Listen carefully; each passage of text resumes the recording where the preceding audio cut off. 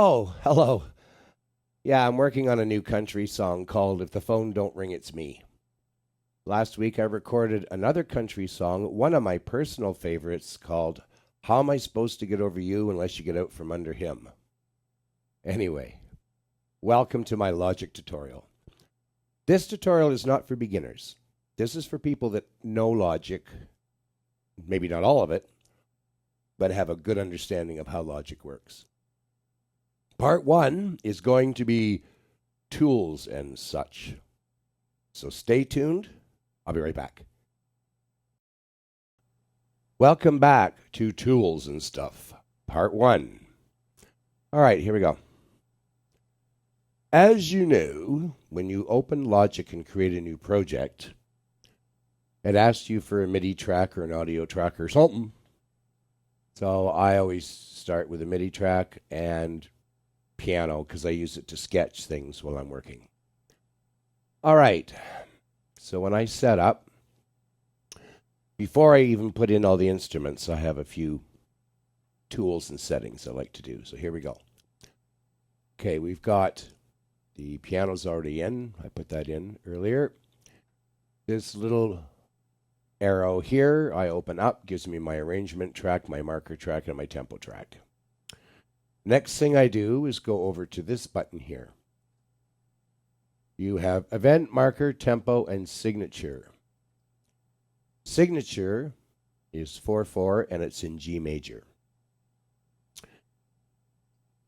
The tempo of the song we're going to be working on is 70. So I just double click and I type in 70. Marker, I start at position 2 and I turn on the range finder here, the cycle thing. I usually 16 bars, so 2 and 16 is 8, if my math is right. And then I go here and I just type in the name. This is intro. And if you hit Option C on the keyboard on Mac, I don't know what it is on PC because I ain't got one.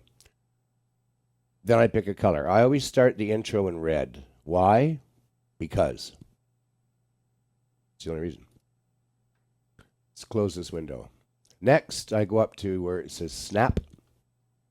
It's now on, and I move that to bar. You click on bar again. I want it where it says here to snap regions to absolute value, not relative. That's what I do anyway. Remember, this video is how I set it up. You can set up how you like. But this is a good way to do it, I think. All right, next. Go up to View. And I go Show Toolbar. Basically, in the toolbar here, I use this nudge thing a lot. And I've got it set to 10 ticks. I'll explain that later. All right, here you've got your tempo and signature and all this stuff. Got my metronome set, so when I hit play on my controller, I've got my metronome. And I can turn it on and off from my controller. I use the Arteria 88 key, and I also use the complete series from Native Instruments. So thank you, Native Instruments. But I paid for it. I didn't get it sponsored. Okay. Then I go up to here, and you've got two tools. The pointer, which is your left click, and the command click tool. So it's, you hit the command button and then click on the mouse. I set that to join tool. Again, we'll get to that when we're working on the song. Okay. I've got my input set to bus 1 down here. I always put the instrument usually in groups. So the piano I want on bus 1. So you go down bus 1 and it says piano. And the reason it says piano is because in the mixer, I've named it piano down here. This is bus 1. Everything goes to 7 and 8 out because that's from my mixer over here, which is the CQ18T by Allen and Heath. It's a beautiful mixer. Check it out. Okay. So we've got our piano. We've got that set up. Did I miss anything? Nope. So that's basically my setup. Then I save. And I name the song. This one is called Setup for Demo Purposes. Gee, who figured? All right. That's it for this part. Next, we're going to load up all the instruments that I used in the song we're going to work on. And I don't have a teleprompter, but I have, hold on. Where did I put it? Hold on.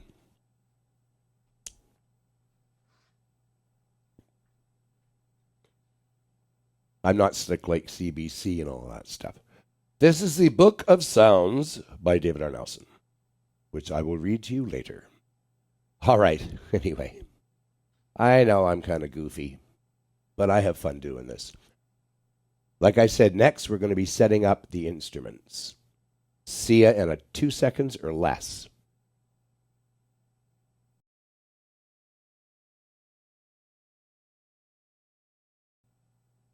Well, now it's time to meet the orchestra.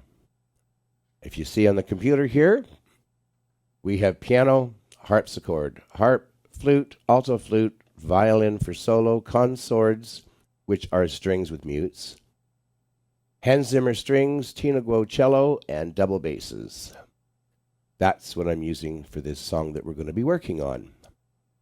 Now I've got my handy dandy little book. Remember my little storybook here? Okay. Meet the Orchestra by David R. Nelson. Wrong page. Hold on.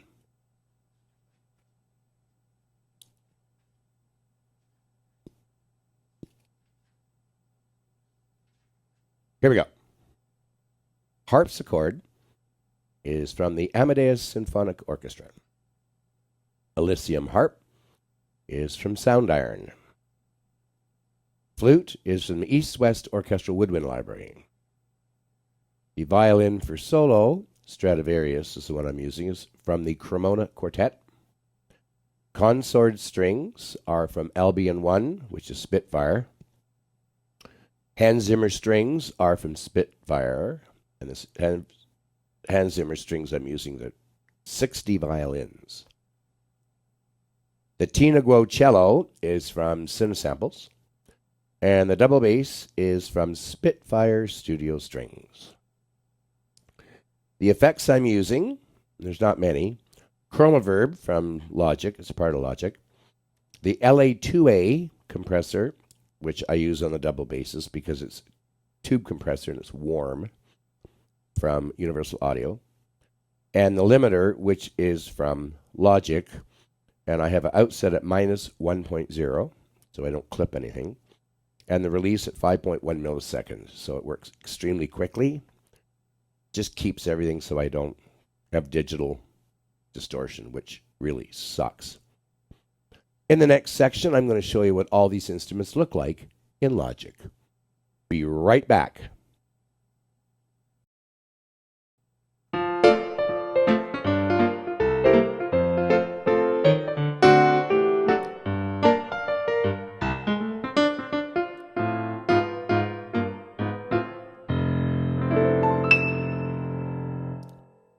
Hello, let's have some fun.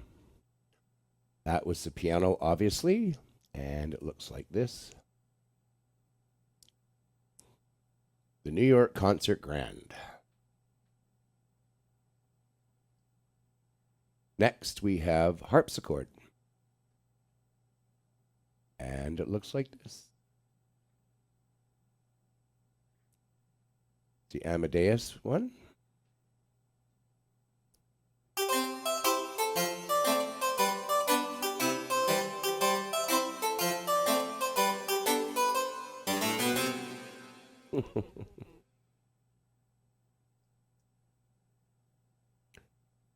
One of my favorites, the Elysium harp.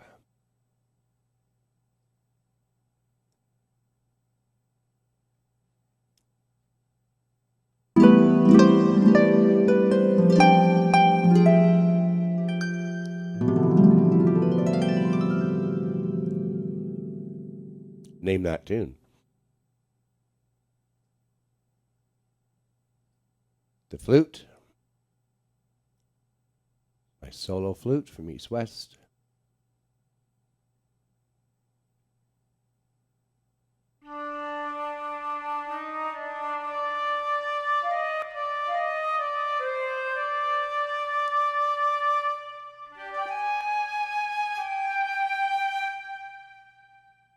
Very nice.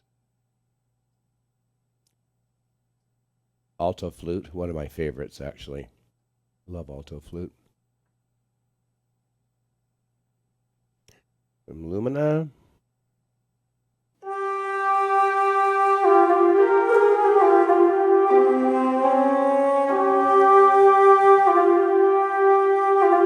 I'm using the modulation wheel here.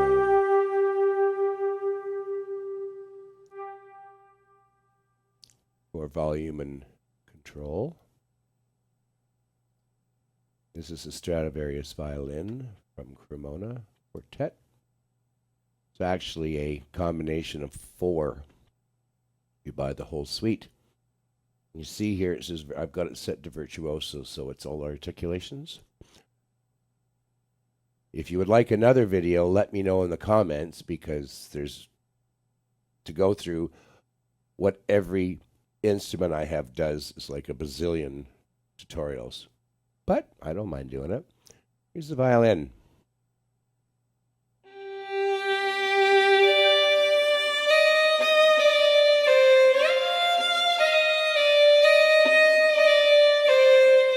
To get that slur, I'm actually hitting the key harder with the aftertouch. And the modulation wheel I'm using for volume and stuff. If you use the pitch wheel in this, when you get this, you go up,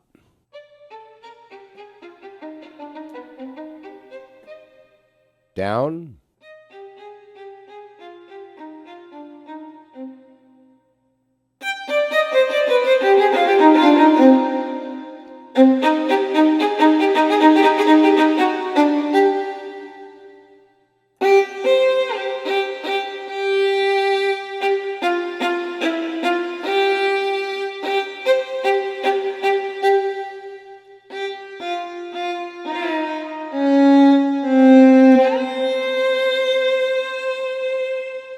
Isn't that fun?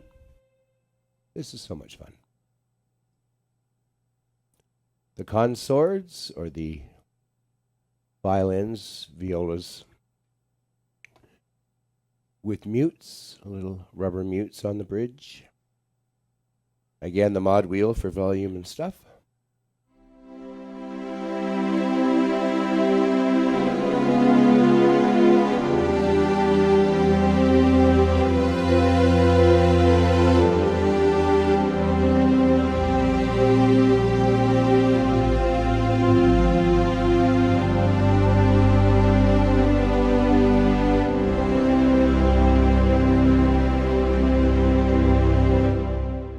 Just lovely.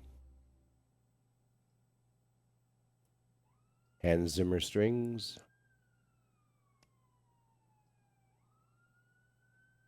I suggest that you get an SSD drive for these libraries because they are massive. If you have a slow drive, it'll take forever and ever and a day, amen, to load. I'm using the 60 violins using the legato. And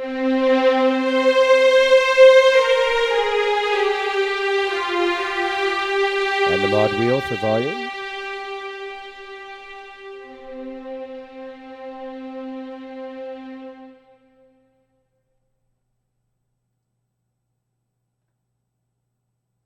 The Tina Guo cello.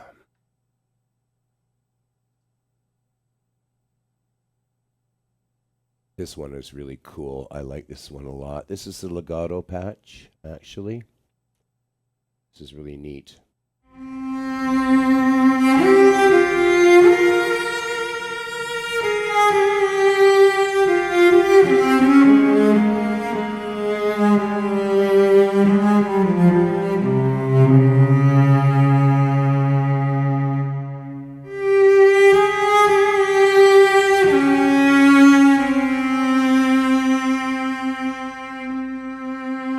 You hear the bow?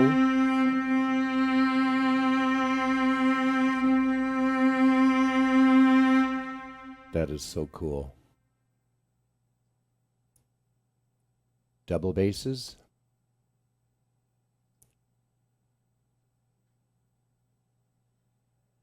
You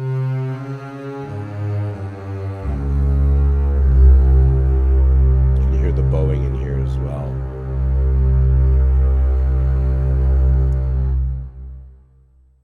And that's our orchestra for the song we're going to be working on. In the mixer, it's all set up. You see chroma verb. So I have the same setting for the reverb, so the orchestra is all in one room. And then I have, you see here, which is the LA2A, which is a really even today to buy the hardware version in like over $5,000. I use this because it's tube and it's warm, which is great for strings. And then here's the limiter on the last channel out with your -1 output so I don't clip. It looks ahead 5 milliseconds so it can calculate stuff. Again, that's another video. And a very quick release. So there's a little tour of the instruments we're going to be using in the song we're going to be working on. Thank you, and we'll be back real soon, and let's start working on the song.